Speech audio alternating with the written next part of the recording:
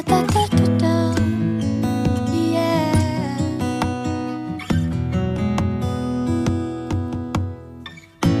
Saturday morning, jumped out of bed and put on his best suit.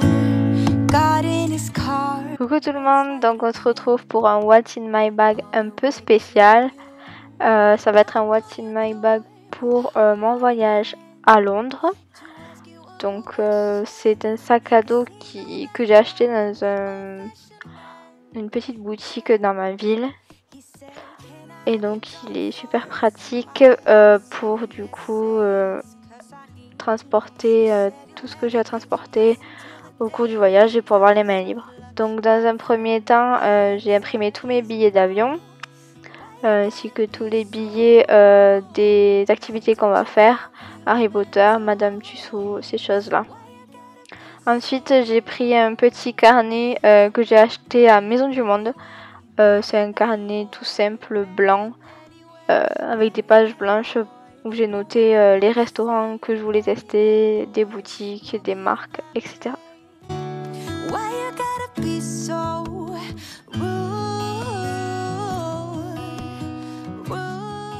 Ensuite, j'ai acheté deux petits guides sur Londres. Donc le premier qui est un week-end à Londres, qui est de la collection Hachette, avec tout ce qui est monuments à voir, restaurants par quartier, le shopping à faire, les horaires, des petits mots-clés et des visites guidées, etc. Et le deuxième petit bouquin, c'est un cartoville. Donc le cartoville, c'est en gros c'est une carte divisée en plusieurs quartiers. Et donc là c'est illustré par une illustratrice, oula.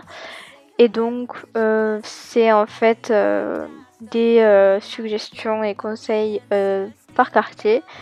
Et vous dépliez en fait la carte du quartier qui correspond à la lettre.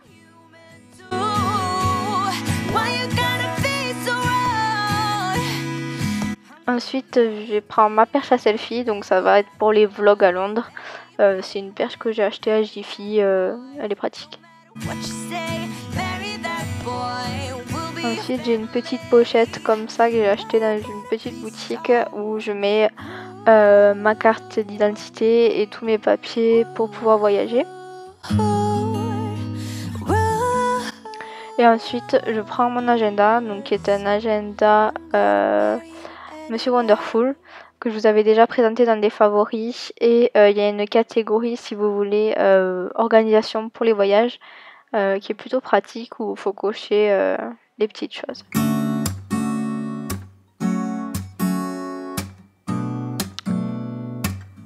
Il y a également plein de pages de notes et des petits post-it, etc. à l'intérieur.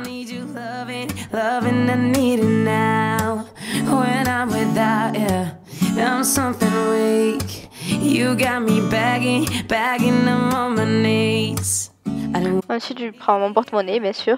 Donc en général, je prends un petit peu d'argent en liquide pour faire du change. Et ensuite, je vais payer le reste par carte. Ensuite, j'ai un petit stylo qui vient de chez Né Joli. Vous pouvez le retrouver aussi sur AliExpress. Ils sont plutôt sympas et colorés.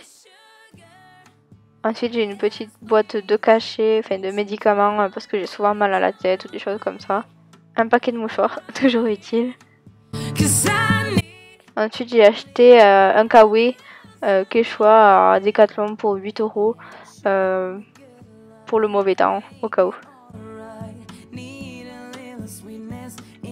Ensuite, j'ai une petite batterie externe.